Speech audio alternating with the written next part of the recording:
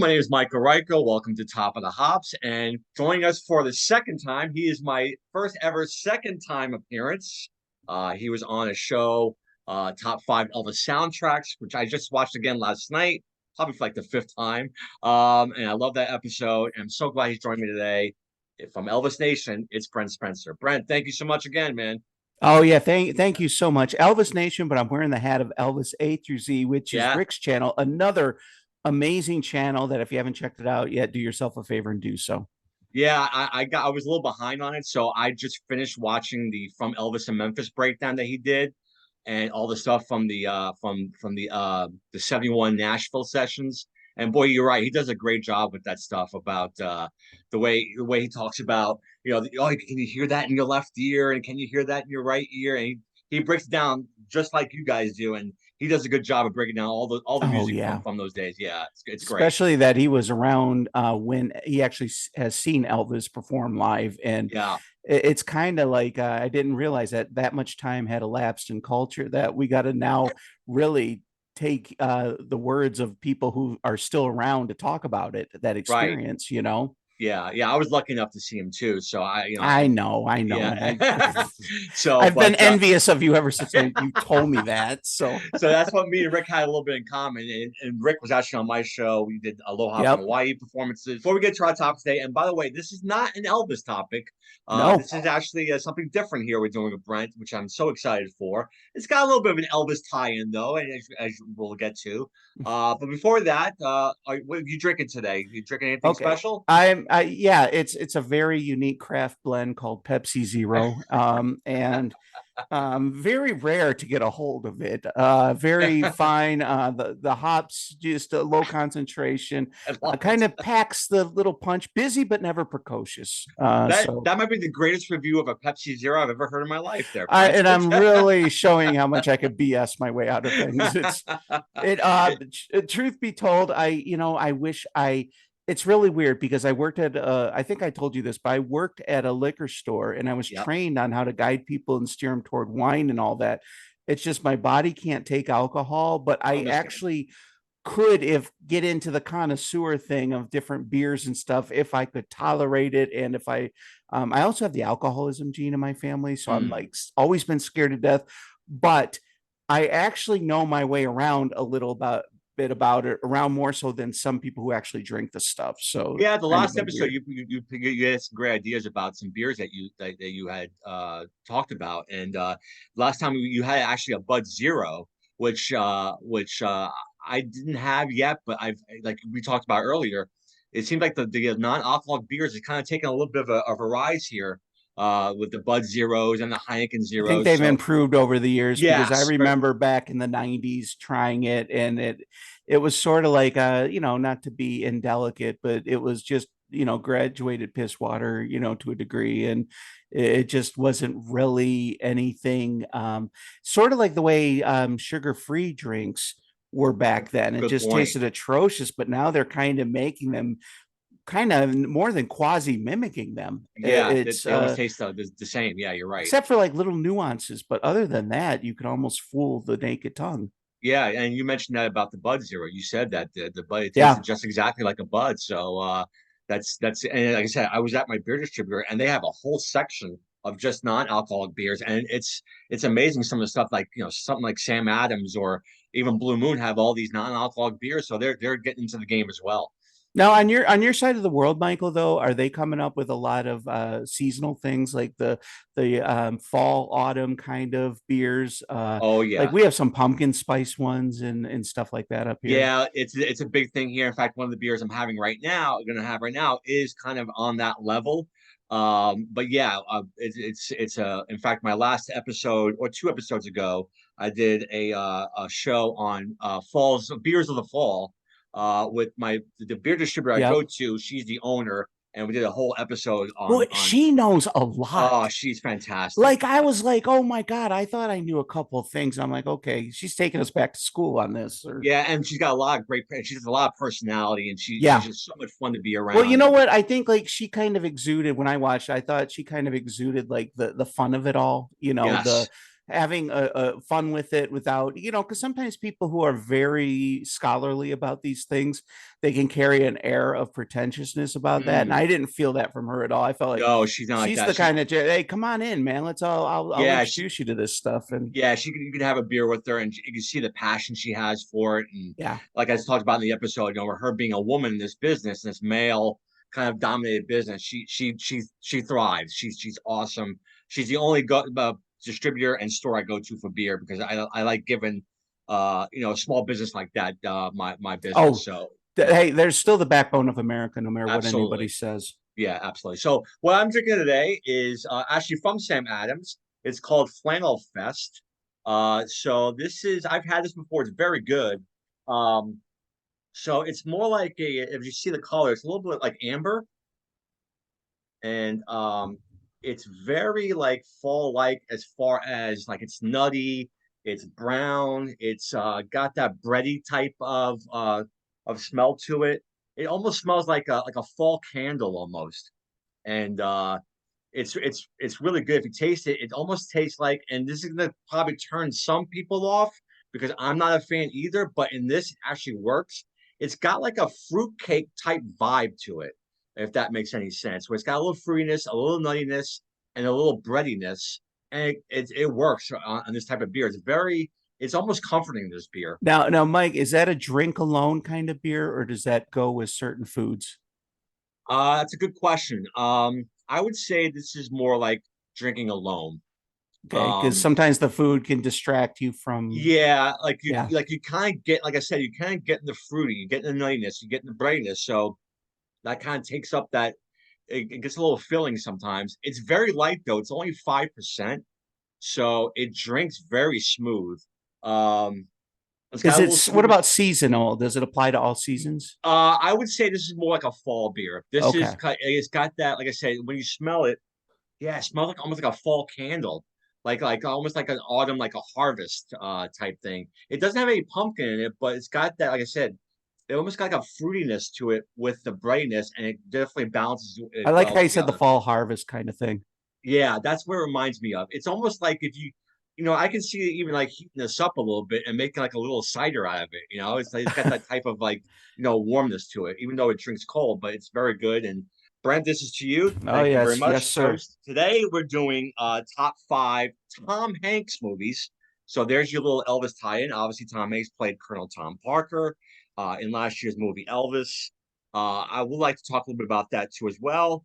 But we're gonna do our top five Tom Hanks movies. And Brent, I remember Tom Hanks, in a show called Bosom Buddies, Yes. that he did with Peter Scolari, which I thought was hilarious. Didn't last very long. I think maybe 2 or 3 years, but I thought that show was fantastic.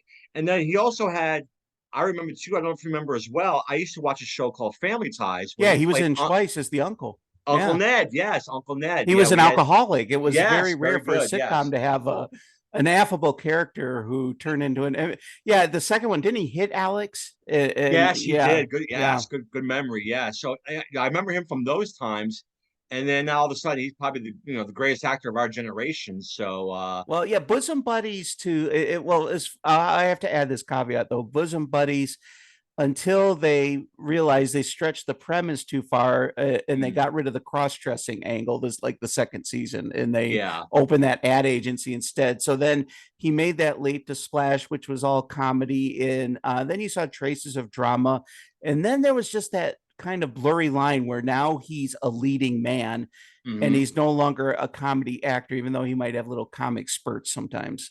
yeah. And now it's to the point now. It seems like he's playing real life characters, whether it be Yeah. Colonel Parker or Sully or Mister Rogers. So it's gotten to that point now where he's kind of dived into the real characters or real people that he's Yeah. diving into. So all right, so let's Even start. Walt Disney. Yeah, yes, I forgot about that. Yeah, Saving Mr. Banks. Yeah, which is Yeah. a very underrated movie. So yeah, this was a tough one. So top Now, five. now before we dive in though, Michael, Yes, was this based on the movie itself or the way you like Tom Hanks in the movie? that's a good question. Yeah, I did it far as movie itself.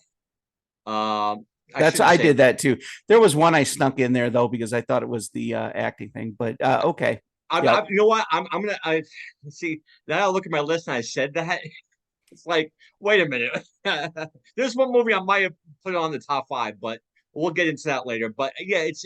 I think it's a combination of everything, Brent. It's his Okay. performance, it's the movie itself, your enjoyment of the movie, how many times you've seen the movie and liked it.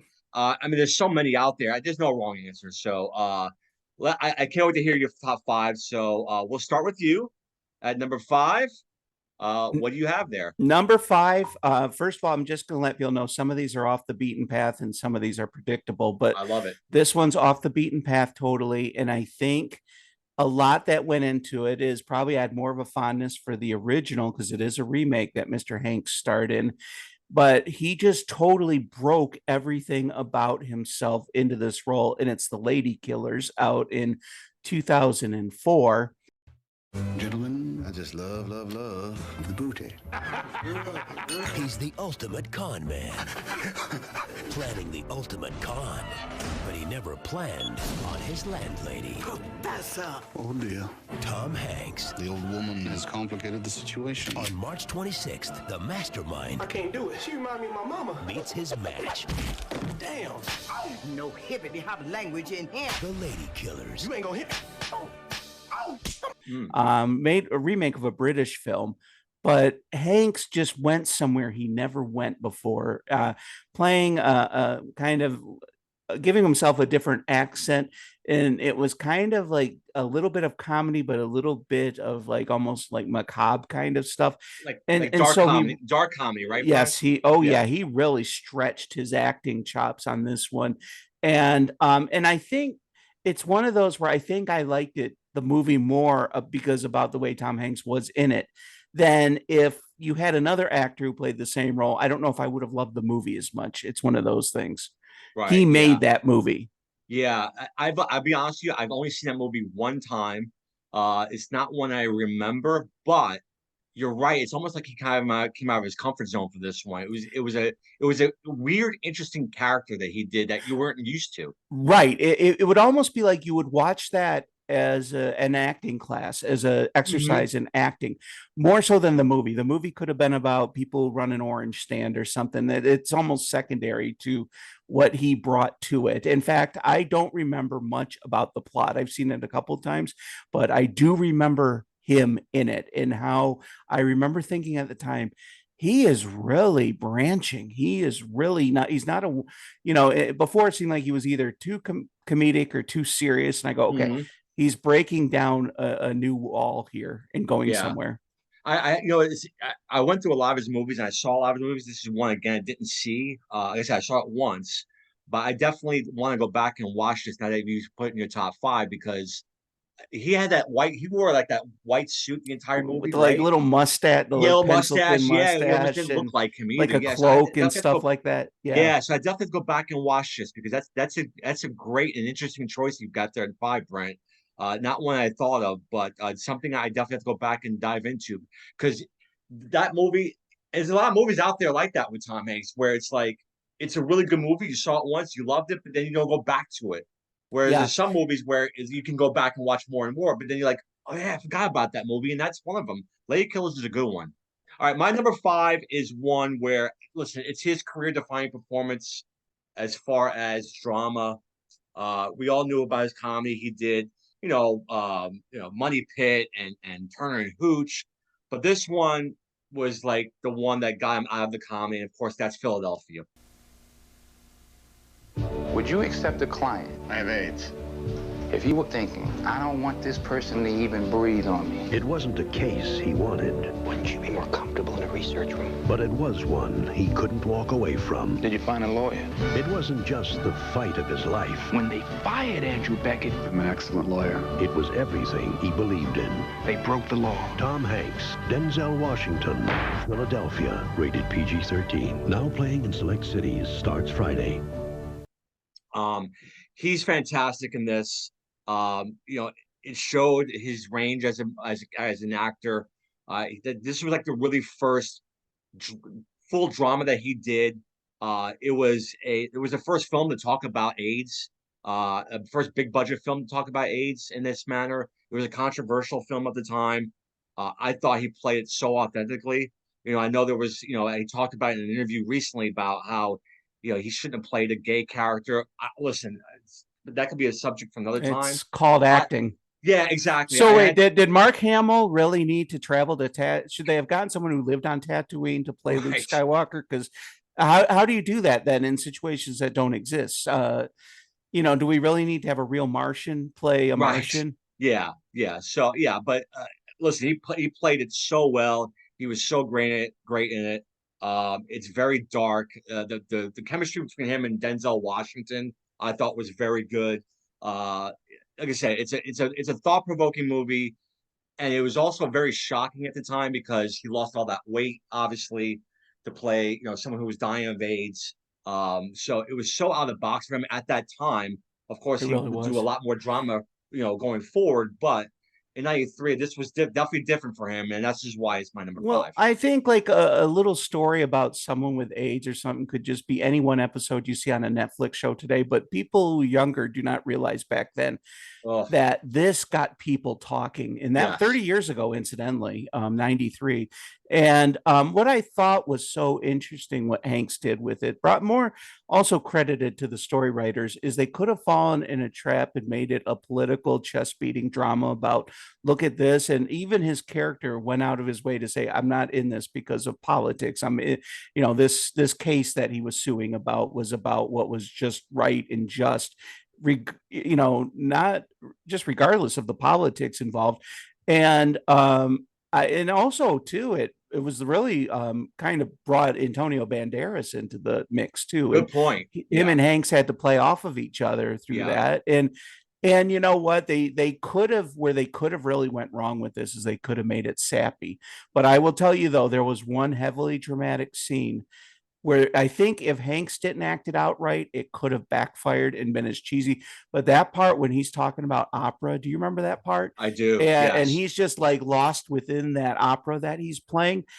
I'm telling you, a lesser actor could have really backfired that and would have come across as cheesy or, oh, please. But he really hit that note perfectly. If he was 1 degree off, Michael, it could have all gone south that scene. Yeah. And even after that first meeting with Denzel Washington, when he goes outside and realizes, oh my God, I might not have anything with this case, like nobody protecting me here. And just that look on it, just that look in his eye, like he was nervous, he was hurt, and it just like it showed like that movie showed like this guy's gonna be one of the big actors of all time, because that movie just propelled him to another stratosphere for me. Well, I thought it was daring too that they actually made his character human in the way that his promiscuity led to his physical demise, where if this were more politically motivated, he would have been a work of perfection and he never did anything wrong in his life. And well, no, that's a very human thing. It's, the diabetic who gives himself his own heart attack kind of thing. And yet you still feel bad for them. Yeah. And the other part I love too, and this really didn't involve Hanks, was the ending, where very emotional, where you see they have the funeral, and on the TV screen, you see Tom Hanks as a kid. Like this was someone's child. This was someone's child. This was someone's brother. So that's what made it more. Because back then, when AIDS first came out, if you lived in kind of an insular community or something where you didn't know anybody who was part of that world, it doesn't seem real. It's like hearing about a war 15,000 miles away, and you're like, that's too bad. But yet it doesn't really get you. But I think that scene, I think if I'm not mistaken, it might have been a Randy Newman song playing over that at the end when they're watching the whole movies at the funeral. And because then all of a sudden when you see that person as a kid or something, you can't take, you got to take off your bigoted blinders and just say this was a person. Absolutely. So that's my number 5. What's number 4? Brent, what we got number 4? Number 4, it was one that had a couple of heavies with the acting, but yet it really didn't find its footing. It was something that you would have thought would have been a mainstream billion-dollar extravaganza, but it played like almost in some ways an independent film, and that is The Road to Perdition. Mike Sullivan must escape the only life he has known for his son. You saw everything? They're gonna come after us. Get down! For his soul. I'd like you to turn a blind eye to what I have to do. Road to Perdition is the best crime drama since The Godfather. Tom Hanks, Paul Newman, Jude Law, from the director of American Beauty. Road to Perdition, rated R, starts Friday, July 12th. Yeah, with Paul really Newman, Depression era kind of noir kind of style, bringing Hanks into a kind of a morally ambiguous kind of field where he was not a good person, but had to eventually make a choice at a crossroads to protect his family versus the family that raised him, pretty much in some ways. And very noiristic kind of, very Jude Law was just kind of creepy as this kind of hitman kind of guy, and Paul Newman playing it evenly. But what I liked about Hanks is for him to play a villain doing the right thing, they could have really given him a chance to be an extreme psychopath or just have fun shooting people. No, he actually underplayed that performance. Yeah, He really had probably the least dialogue out of anyone in that film. And that actually, to me, I talk about with Elvis all the time, but it applies to acting. Tom Hanks, I think, really perfected the axiom of less is more. Absolutely. And yeah, I have a movie like that too, as well, where like he doesn't do a lot of talking. And you're right, Road to Perdition is a very underrated movie.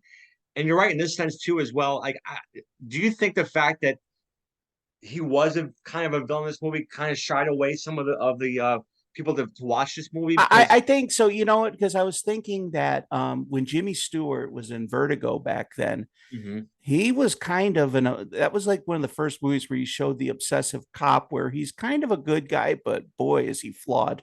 Yeah. And believe it or not, Vertigo only did well in retrospect. It didn't do well at the box office at the time.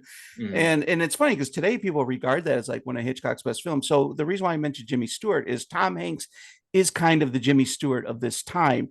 He started out as like the American everyman. It was the kind of movie that you could go to a Tom Hanks movie in the 80s and 90s, and the kids, the parents, and the grandparents would have all liked him. Yeah. Not many actors have that. So Road to Perdition, all of a sudden, which to me just showed that he was willing to, gamble a little bit, because this was not a patterned Tom Hanks all-American everyman kind of role. And not only that, even though he was the protagonist, he still came from a villainous background. And it was kind of a redemption story in some ways. But I just think, like, too, there was such a dark eeriness to the cinematography. It was just the art direction. It just felt very, something like you would watch at night, not at 12 while the sun is out shining or something like that. Atmospherically rich. And the atmosphere and Tom Hanks almost played off each other. Not trying to sound like a pretentious critic or anything. You make inspired by that. No, you make great points. And you're right. When you think of Tom Hanks and Paul Newman and Jude Law, it was almost like three generations of actors almost in that sense, because Jude Law was a guy on the rise during that time as well. You have the old school and Paul Newman, of course, the current and Hanks. And you're right, I think that movie would do a lot better, but that movie's really good. You're right, Brent, and I love the choice and the out of the box way you're doing that, because that movie again is not known for being great, and I think it's a great movie. It is. It's a sleeper. It is, by all means. Yeah, very much so. Oh, and also Daniel Craig was in it before he really. That's right. That's right. I forgot about Daniel Craig in that movie. So my number 4 to me is his breakout performance. He had done, like I said before, we've done Splash, and this is another comedy, but this to me really was his breakout one, and that's Big. Josh Baskin was tired of always being told where to go, what to do, and how to do it. He was tired of being a kid. Make my wish right. Wish I were big. For most kids, growing up seems to take forever. Sweetheart, you're gonna miss the bus and I can't drive you today. But for Josh Baskin, all it took was a good night's sleep. Tom Hanks is big, but his mind has a ways to go. I mean, I like you and I want to spend the night with you. Do you mean sleep over? Yeah. Okay. But I get to be on top. Big.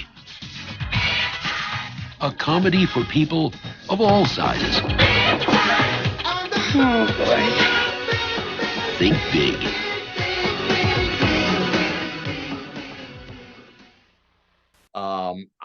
I just love the way he plays his character. You know, when he becomes the adult, the way he acts like a 12-year-old boy in this as an adult is just, it's little nuances here and there.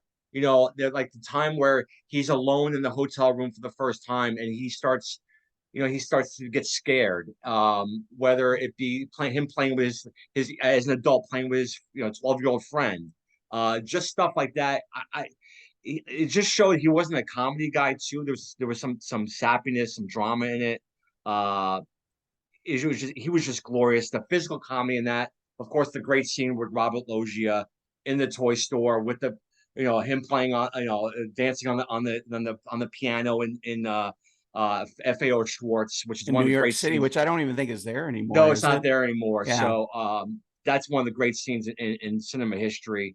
I just love this movie. It's funny. Well, It's he really carried those childlike kind of edges to him, like that scene where they're at that party and he's at the buffet table and he eats that spicy thing, and then he has the little corn on the cob. Yeah, the like little corn on the cob. Just yeah. has to, because he's not cultured yet, Right. and it just is. It is just so funny the way he did things. But the thing is, I think that's another area where there were tripwires, because I think if Hanks acted too silly in it, it wouldn't have been believable. And that's like a balancing act, because you gotta have those funny moments. But if you're too funny, it's going to take away from the tender moments. But if you're not funny enough, it's going to make the tender moments sappy. Right. Yeah. And it's funny because at the end he started becoming more adult like. He had a job for a while and he's got a girlfriend. So it's like he started to mature a little bit, but then he realizes, no, I won't go back and being a kid again. This is too much for me. It was like, and just that little scene too where he has a girlfriend, Elizabeth, I think it's Elizabeth Perkins is her name. Yeah, she where he has the bunk bed. I get the top. I get to be on top. So or when they have that little confetti thing that they're just spraying and all that, it just but I also think too, didn't he like run through the store or something and like slid and stuff like that? Yeah. I think that to balance that out, what I thought that movie, I thought that when he had to turn back to a child, the way that Penny Marshall handled the filming of that, how she looked at him from the point of view from her sitting in the car.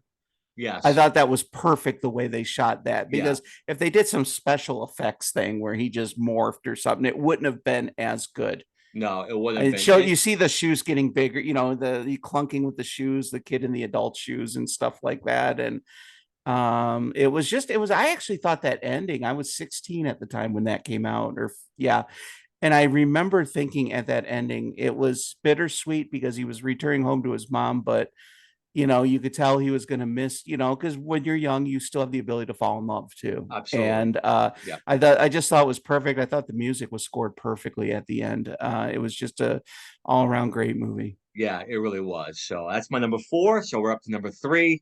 Brent, what do we have at 3? Number 3, it's another atmospheric drama, but I think people were willing to go along with it because Hanks was pretty much the straight arrow through it, and all the theatrics happened around him. 1999's The Green Mile. I'm not gonna have any trouble with you. No, sir. Not all guards are good.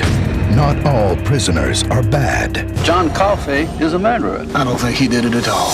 Not all things Take my hand, Boston, please. are easily explained.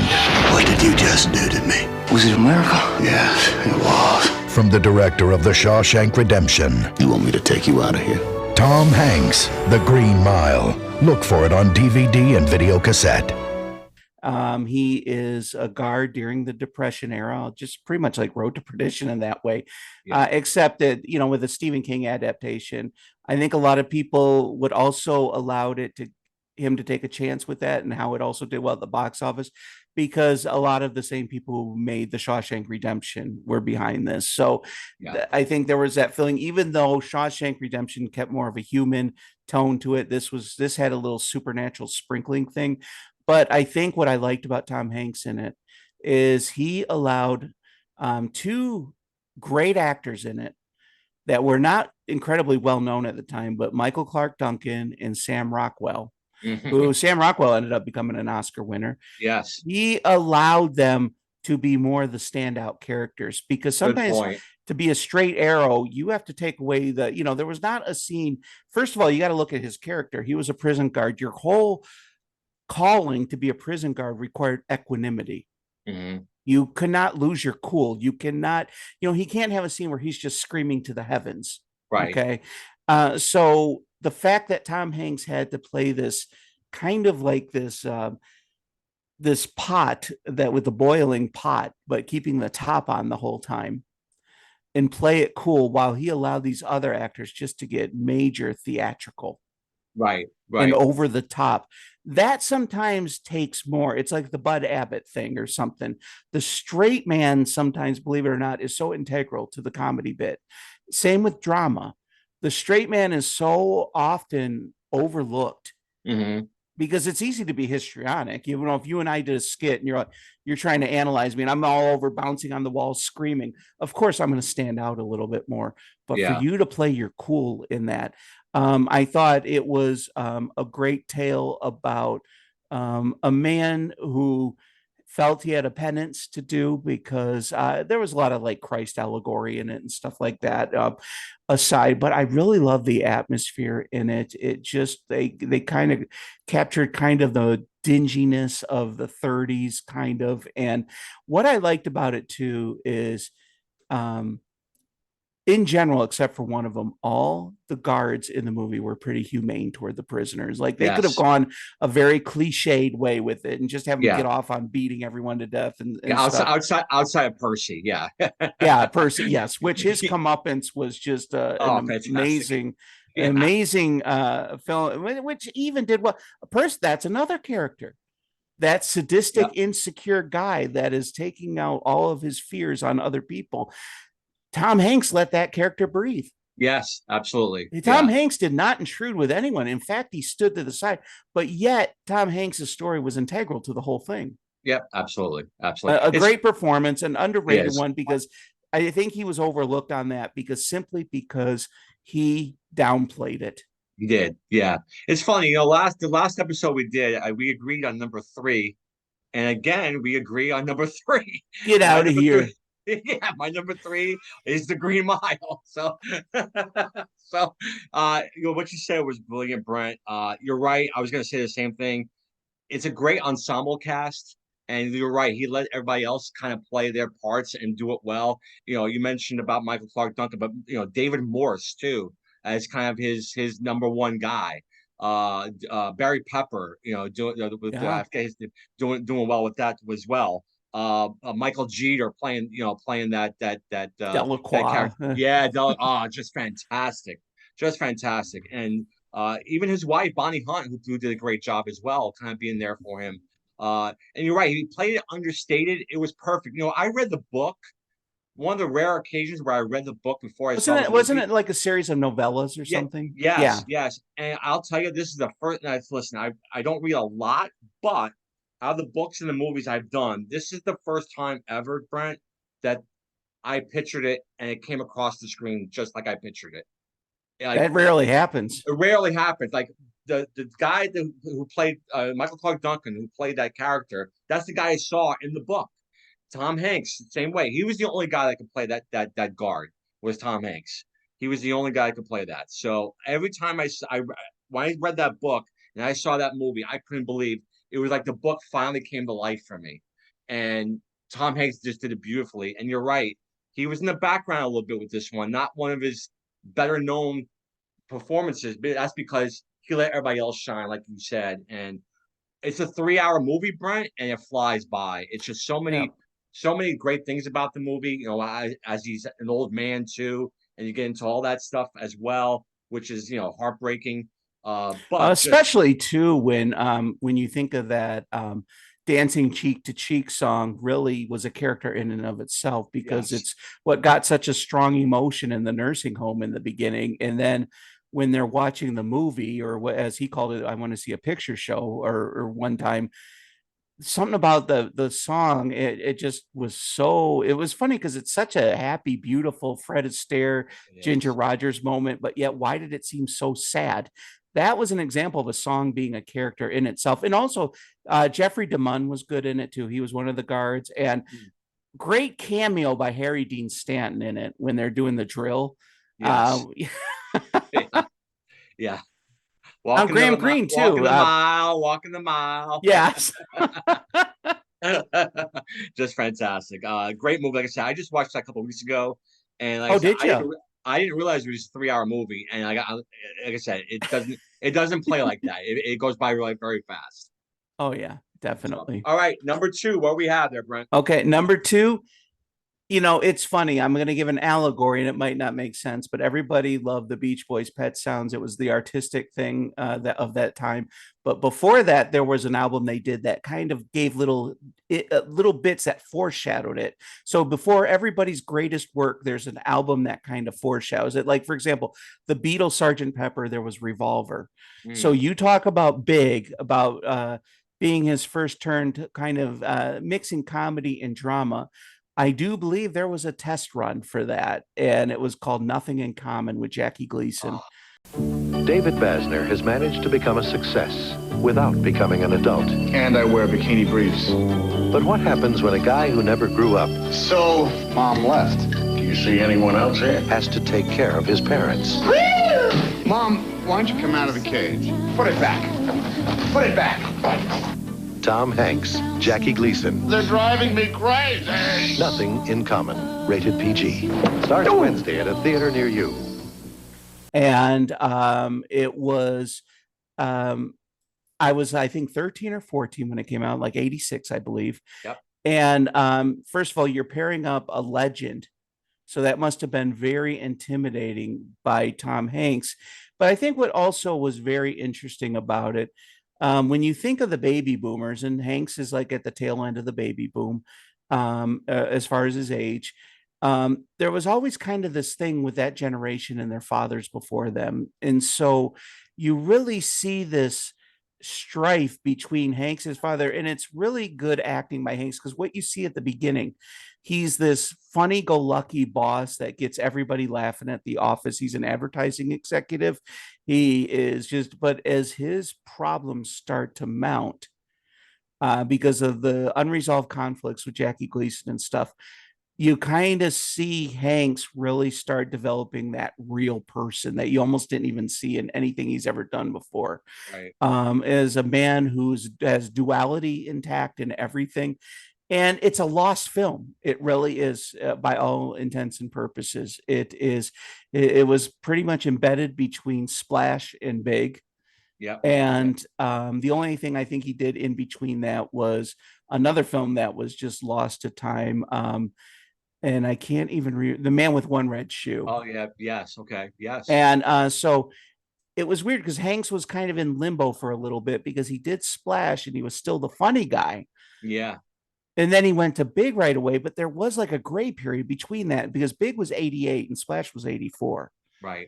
So there was a little time in there where it wasn't this overnight growth that he had.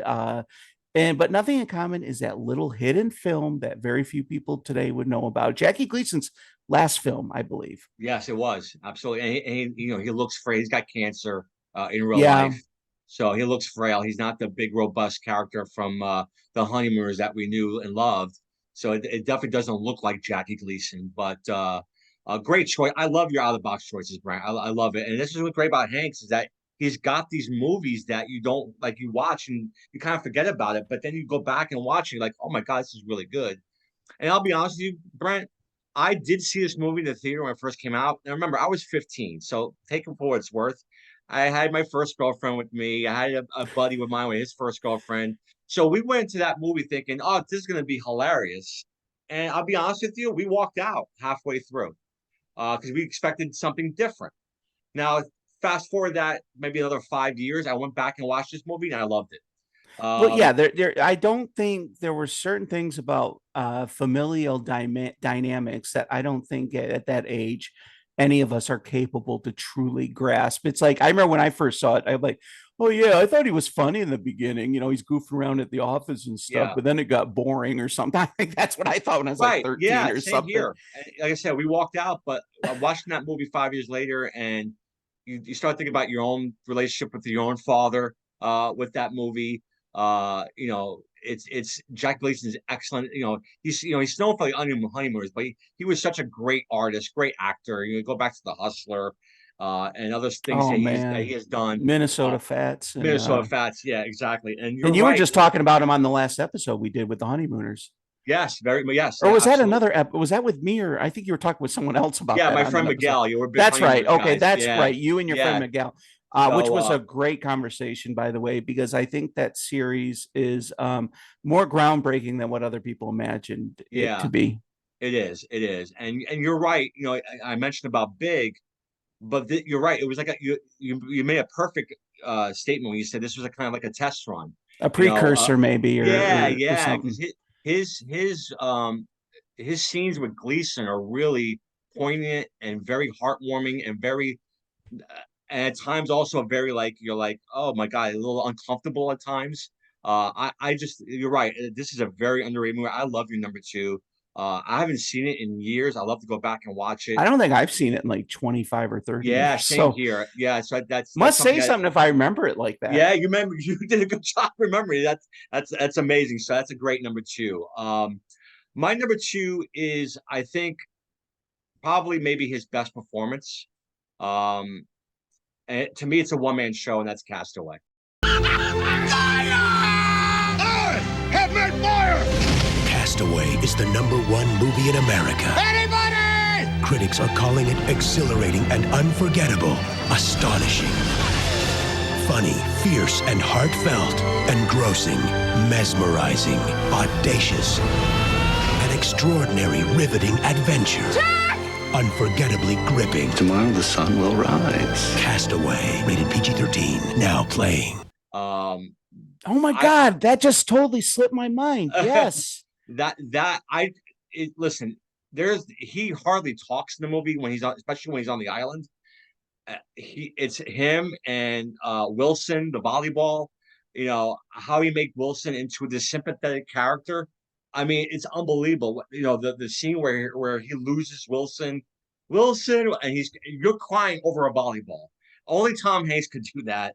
That plane crash scene in the beginning is just, especially when you see it on the big screen, is so daunting and like it jars you. It's so great.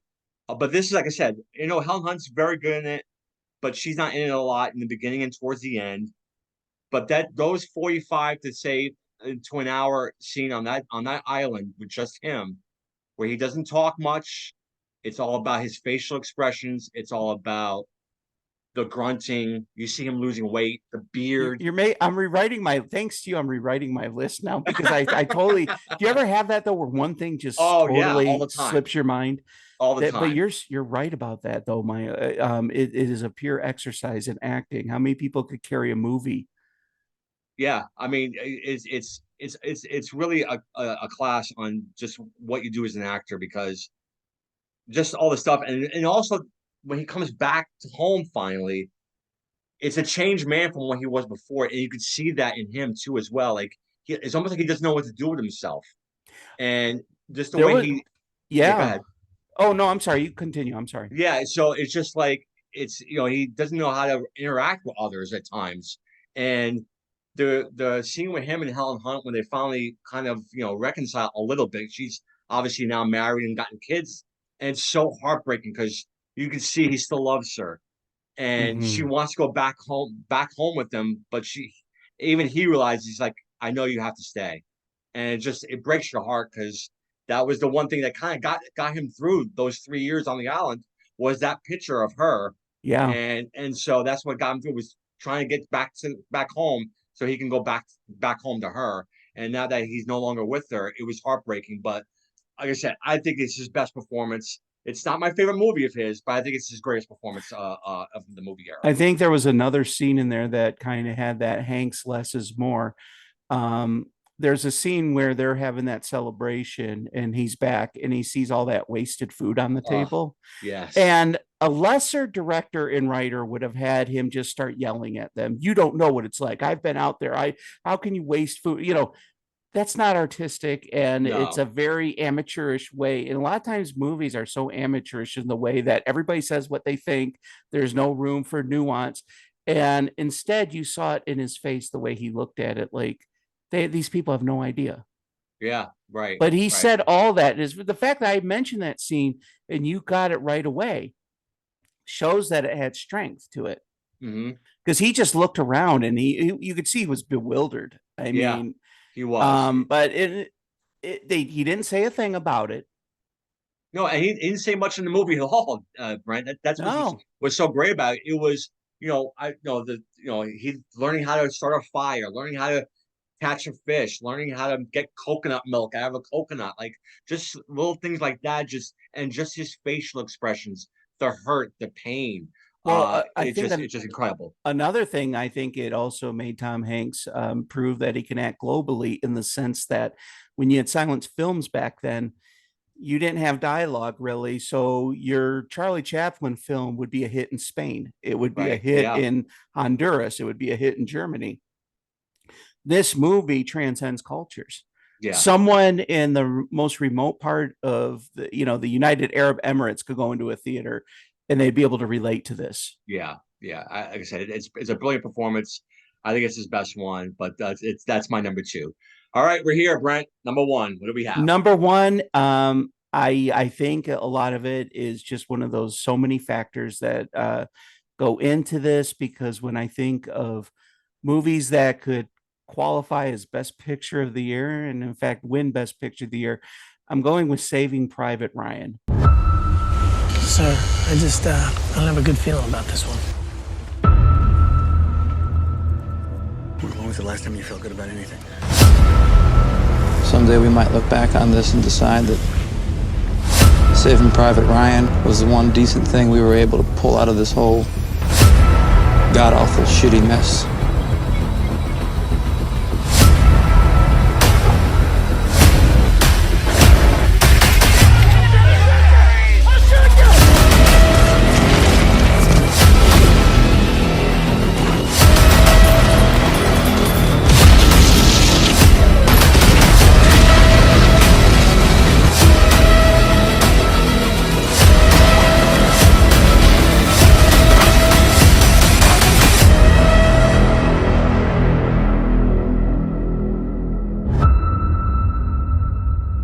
Okay. I'm thinking there was an ensemble cast.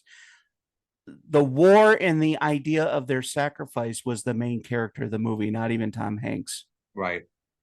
To be in service of your mission being the biggest character, and letting go of your ego, because this was about if it was too many dramatic scenes where too many of them just felt, there were a couple periods where they're going, well, what is the point of this? We're doing all this to rescue one person kind of thing. It was the nobility of sacrifice. It was the theme of the movie was bigger than any of the characters in it. And people go, what do you mean? I go, well, name any other character besides Private Ryan. Give him, what was Tom Sizemore's name in it? Yeah. What was Edward Burns' name in that movie? Most people do not know. No. I don't know. Okay. Right, yeah. But that theme was so heavy. And when you carry a theme to carry a picture, you got to have two things. You got to have it played out perfectly, or it's just going to feel like it's some kind of preachy kind of diatribe or something like that in the form of film or something. And it's not. It worked on that level. But you have to have actors that are totally serviceable to the part. That there has to have been, I don't know whether conscious or subconscious, saying the theme of this movie and what it represents is bigger than us. Yeah. And we got to conceal it. You see our emotions, like on the invasion of Normandy and stuff like that. You do see the emotions in their faces and all that, but they really feel like the movie, you get a sense that the actors feel like the movie's bigger than them, which is very rare, because sometimes actors can have a narcissistic bent. Well, I want my big scene where I just scream saying I want my mother, or something like that. And I think it takes maturity to sit there and just say, no, the whole theme was about men doing in a time where they just did what they had to do. Right. They didn't put modern day psychology into it. Mm-hmm. You know, and if they did it today, and believe me, I'm a pretty liberal person, but if they did it today, you'd have to have the one character who comes out or something during the thing, or, you know, or one. Yeah. But I'm not speaking against it. I'm saying that movies today are not good at kind of bearing social commentary and letting it go through the actor's expressions. Today, you have to have a big speech about it. And it's actually amateurish in storytelling, because storytelling, you're supposed to do more through their actions and faces. Dialogue is supposed to be just enough to get you through it, but it's not supposed to be the main vehicle delivery all the time, because if it was, there'd be no subtext. Yeah, good point. Yeah. It's funny you say that, because you know, when I do these lists, I don't go 1 through 5, I go 1 through 10 and kind of like jumble up and see if things move up. And I'll watch a few of them. This one just missed my list. This was my number 6. And we've talked about this word a lot regarding Tom Hanks. Again, another performance that's understated.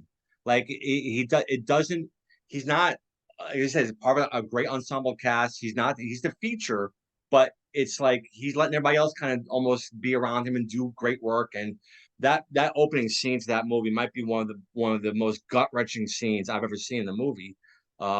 With that war scene right in the beginning. I think it takes almost 20 minutes to a half hour, where you're just like, you're enthralled. And just that character alone, again, I think it's just a character only Tom could play. But like I said, what great scene do you remember outside the war scene? You don't, but it's such a great movie because of what Tom Hanks does, is that he plays his character, yet he lets other people shine as well. And it's a great movie, and it's one that doesn't get did it win an Academy Award? No, it lost to Shakespeare in Love. Oh, that's wow. I don't get me. I've never seen that movie, so I can't. I thought it was okay, but there's been many instances where I thought the best picture was not the best out of the lot. And but you're right though. It is when you think about it, like, okay, first of all, in Splash, he was funny as hell. Okay. Yeah. And when you think about it, he could get funny and crazy in Splash. You know, like the way he goes, the little boat, you know, and even in Dragnet, the way he was funny in that, you know. So I'm wondering if that was even that much harder. That must be that much harder when you come from a comedic background to develop the art of subtlety. Yeah. Mm-hmm. Because you're known, people knew him for, you know, like when you think of how silly he was on Bosom Buddies and stuff like that. And even a lot of people don't remember this. It's a very embedded thing in the history. Even Hanks might be embarrassed by this, but Hanks actually performed a rap song, and that was for Dragnet. It was called The City of Crime, him and Dan Aykroyd together. And I mean, I love that you could be an actor, but you could do something silly like that. Yeah. You know what I mean? Yeah, absolutely. But that's a great number 1. Like I said, it was my number 6. So it is. You're right though, Michael, about when you have other alternatives, because anytime you have a list that you got to pare down, it's a kill your darlings kind of situation. Yeah. Right. Yeah. I mean, I wasn't going to just come up with 5. I had to go through at least 10.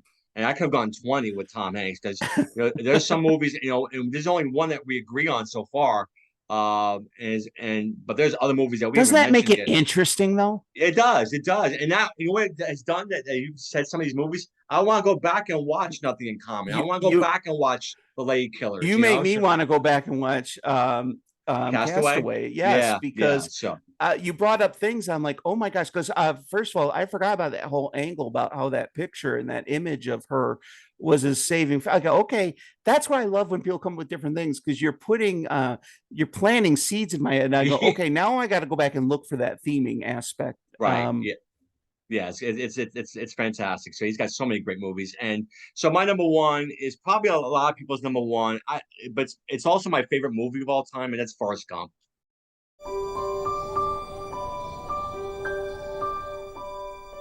I'm Forrest Gump. 25 years ago, one movie captured the imagination of audiences everywhere and inspired a generation. Run, Forrest! Run! Forrest Gump. Winner of 6 Academy Awards, including Best Picture. There's lemon shrimp, coconut shrimp, shrimp soup, shrimp stew. And now, newly remastered.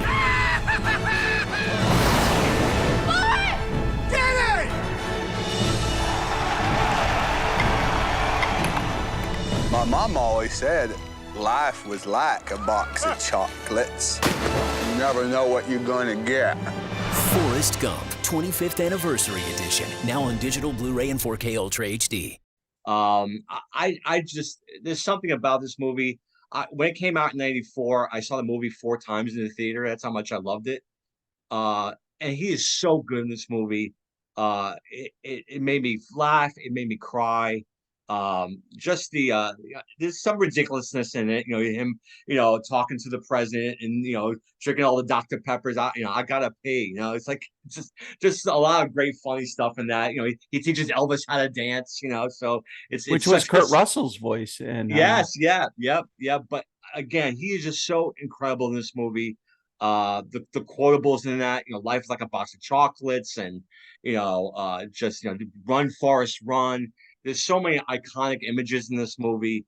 Only he, again, I say this many times when it comes to his movies, I think he's the only guy who can play this character. He won. Do you remember at the time who they wanted? Originally they were going for Bill Murray, Chevy Chase, or John Goodman, and that would have been a colossal fail. Yeah, absolutely. It would have been just funny. It would have been no dramatic undertones to it, because one of the best scenes of that movie is when he goes and finally gets to see Jenny, and Jenny's got little Forrest, and when he finds out that he's the father, his reaction, like he actually takes a step back and just starts shaking. And then when he's yeah. And then Jenny calls on to him. She says, "It's okay, it's okay." And when he says, and he couldn't even get the words out, is he smart? And just that, I almost get choked up right now. Just him saying that, because he knew that he wasn't as smart, even though in the movie he's as smart as a whip. It may not be book smart, but boy, he knows what he's doing. But him saying that, is he smart? Just like I said, I get chills thinking about it right now. That scene alone, just, oh my God. And then him talking to Jenny when she just passed away at that gravestone, and him having the letter of little Forrest and giving it to her. Oh, just incredible. I just love this movie. I think it's an epic movie. Like I said, it's my favorite movie of all time, and that's why it's my number one. Okay, well, this is going to be the first time where you're going to have a little controversy on your show, but that's a good thing, Michael. Yes. I liked it when it first came out, and there were things that just didn't work for me in the subsequent years.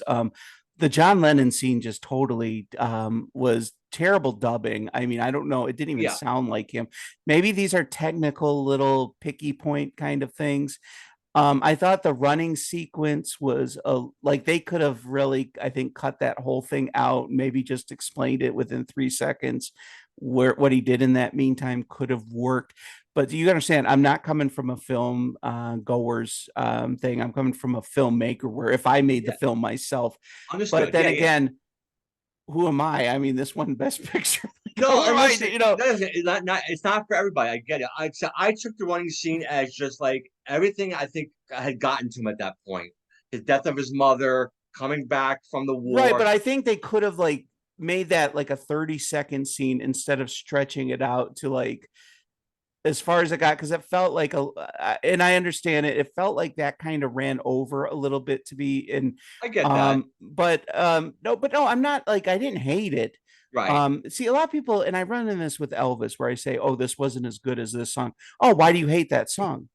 I never said I hated that song. Right. I do not hate Forrest Gump. No, I actually, and Brent, even if you did, like, it's one person's opinion. It doesn't mean it's right. Doesn't mean it's wrong. Well, it's just one person's opinion. It just, first of all, too, the way we perceive things, there's no right or wrong to it.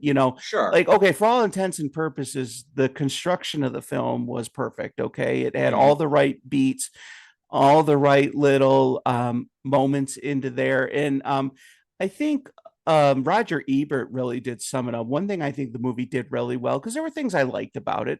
I did like Roger Ebert put it much better than I could put it. He put it as how the movie had us view the 60s through two different sets of eyes.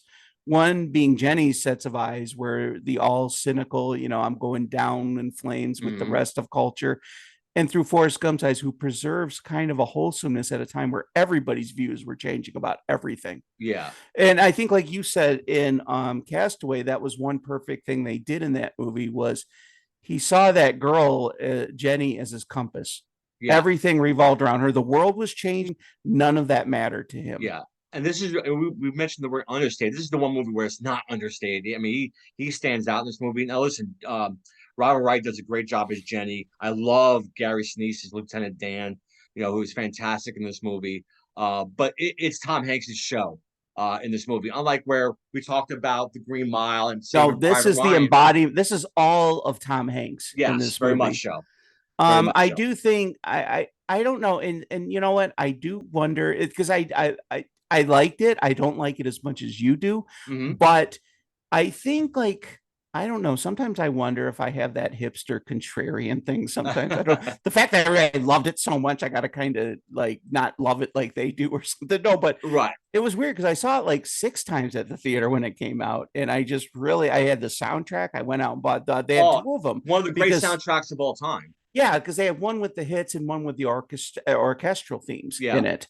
Yeah. And I mean, first of all, the soundtrack second to none. I mean, to throw in I get some of the mainstream ones like All Along the Watchtower. It seems like any movie that has a 60s scene in it has to have that movie, that scene playing. But the fact they threw in some other things like the Beach Boys of all things, Sloop John B, and stuff like that. Good job. I thought it was a very good thing. I just I think what it was is I get it. It's about allegory and a lot of that, but I don't know. I think if I can narrow it down to one thing, that thing about him being at the right place and right time in history, it felt more contrived as the years went on than when I first bought into it. But here's a great question.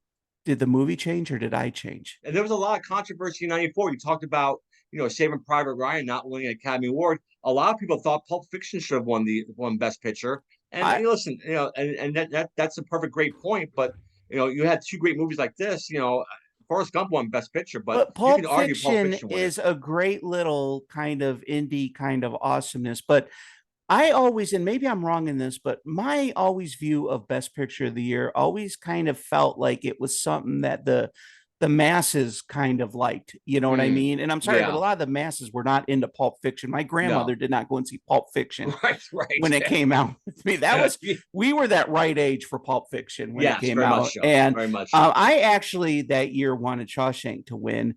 Think about that. You just think about that year, right? '94 is a great year for movies. I mean, we talk about three some of the best movies of all time. Some of the best movies. It was a great period, actually. And I'm not one who lives for my past or anything like that. But the early 90s up into the mid 90s, there were a lot of good human orientated pictures and stuff like that just really were do it, because I think the 80s had a lot of plasticity to the films. It was all a lot of formulaic stuff, and we kind of returned to deep, meaningful stories again. And Forrest Gump did have that deep, meaningful story. I think that it was really probably more cathartic for people that were our parents and our grandparents' age, because we didn't live through the period that film depicted. And I think through anybody who lived through the 60s and all that, there was a great, but they did really make it universal, because I got it right away. Right. I got it. I think to me, another sad scene, I don't know why, it's hard to watch it, is that scene where she's just acting like he's a pain in his ass when he goes to show up at her concert and outside as she's about to go away with that hitchhiking, vehicle. Yeah. He goes, they're sending me to Vietnam. She treats him like shit, Yeah. And when he says they're sending me to Vietnam, and the whole tone just changes at that moment. And you could see in her eyes, with all the weird crap that she's caught up in, she returns to her human side for a second. Right. Which I thought was a great set of acting when she goes, listen, you just run. Okay. Yeah. Because for that one moment, she was in touch with her soul again. Yeah. But she does not treat him kind at times. Oh, it was the movie was an epic when it comes to the friend zone phenomena. I mean, right. Yes, it does. I think a lot of guys related to that part of it. But... Yes. Yeah. That was just true love. So, So that's it's very interesting. Top five you have there because like I said, I gotta go back and watch those movies. But like I said, I've always loved Forrest Gump. That'll always be one of my number one. But before we get out of here, I do have a question. Yeah. So we talked about you obviously with Elvis Nation, me being an Elvis fan. And I don't think we've talked about this, and maybe you have talked about this on your channel, but I think dive a little bit into it. What is your thought on Tom Hanks's performance in Elvis? I would almost be silly not to mention this, being that it's Tom Hanks and I'm an Elvis guy. I think that's one where he should have, remember the examples I gave you in the other movies of downplaying it. That's one I think he should have gone, because he did to the Colonel that other people have done with Elvis in doing the buffoonery thing to make them more animated. It was like he could have been a Batman villain, okay, with the way he just carried himself. And I'm like, I think, and also what he would have had to have done was just dial back the accent a little bit. Yeah, I agree with you. I want to get your thoughts because I felt like it was a caricature of Colonel Parker, not of the man. And I'll be honest, and listen, as I said, I've seen the movie 10 times. Austin Butler's fantastic. I think for the first time, Hanks kind of hurts the movie a little bit with his performance in that movie. Not saying that he was a bad actor or he didn't have some great. No, moments it in was that film. totally about the direction and the way they. I'll give you an example. Even in the beginning, as though I thought it was cool, but when they played a few notes of Edge of Reality, and then they went into, then you see here Stevie Nicks, the snowman's coming. It's like he's a villain or something, and even he says, and I don't know if Baz Luhrmann. First of all, Baz Luhrmann thrives on surrealism. Okay, so I think he was looking at the eyes through the circus. Right. He's the big evil circus impresario or something with the top hat and the cane and the whip or something. And the thing is, do you want it to be a surrealistic musical, or do you want it to be a true earthly kind of study about a cultural phenomenon? And I think, that's another movie though where I've kind of dialed back some of my praise a little bit, because I do have some issues with the movie. I think overall, I think I was just so enraptured in the fact that finally an Elvis positive experience was kind of circulating and permeating out there. But I think you hit it on the head. Tom Hanks got in the way of it, because Austin brought authenticity, and it was sort of like a real character acting with a cartoon character like Roger Rabbit or something. Yes. It was like I have this real flesh and blood guy. Right. And then I got to interact with this cookie cutter villain. Right. Yeah, and listen, if you're a big Tom Hanks fan and you love that performance, but great for you. Just for my purpose, I just thought it wasn't one of his best ones.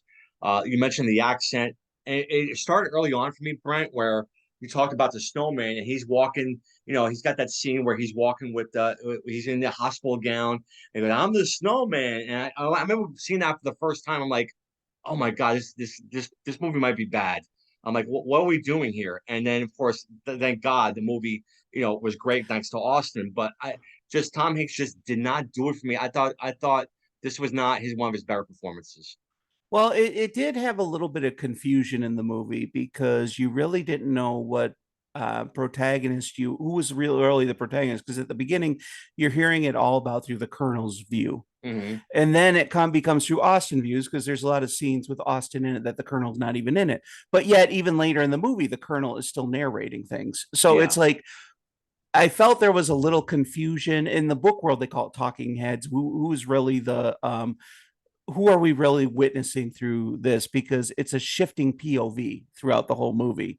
Right. And I don't mind that. I don't think it's necessarily wrong or right, but I do think it was too contrasting, like you said. This is one where I don't blame Hanks, because I'm sure Baz really kind of directed him in the way he wanted to take this character. But I think if Hanks just acted almost like just Tom Hanks and subtly and did a few dickish things, if it was underplayed, actually, I think the evil of the Colonel would have played out a little bit more better. Right, great point. But when the guy already kind of looks like a villain, like, yeah. It doesn't make like when he betrays him at the end, when he goes, "I want you to type up, everything he owes us, from the hayride back then and everything." Had he been kind of more cordial throughout the whole movie, that would have been a bigger revelation that he's not the nice guy we really think he is. So it's not really, it's sort of like if you have, the greatest twist in movies are when someone is revealed to be the bad guy. Well, the key is to make that person likable throughout the whole thing. So you go, oh, no way. But if the guy's a prick all along, you're like, okay, I'm not really shocked. Yeah, you can see it coming from a mile away. So yeah, you knew that was coming. So yeah, it's a great point. But I would have made him a little more ambiguous in it, where it kind of seems like he's okay, but he might not be. Where in this, it didn't really leave much to the imagination. And that's sometimes what I hate about surrealism, because sometimes there goes so much into their imagination. I want to think a little for myself, though, when I watch something.